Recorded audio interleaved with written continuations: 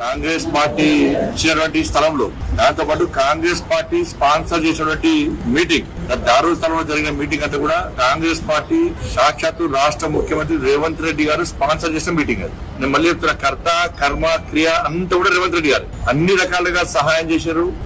సవరణ బిల్లుకు వ్యతిరేకంగా మీటింగ్ పెట్టారు. ఈ మీటింగ్ ద్వారా వాళ్ళు సాధించింది ఇలా పేద ముస్లింల పొట్టగొట్టం బడా చోర్లంతా కలిసి పెట్టిన మీటింగ్ అది. మస్జిద్ కు మీటింగ్ పెట్టే హక్కు లేదు, అధికారం లేదు. ఇలా విష సర్పము తన పిల్లలను తానే తింటాడట.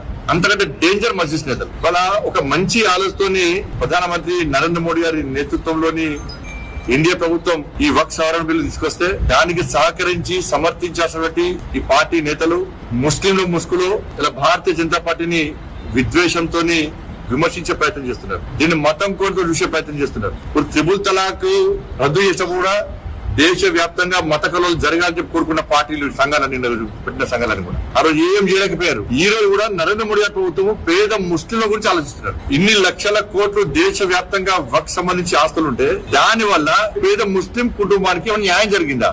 ఒక పేద ముస్లిం కుటుంబాన్ని ఆదుకునే ప్రయత్నం చేసిందా? ఎవరికైనా ఒక రూపాయి ఇచ్చిందా? ఒక రూపాయి లాభం జరిగిందా?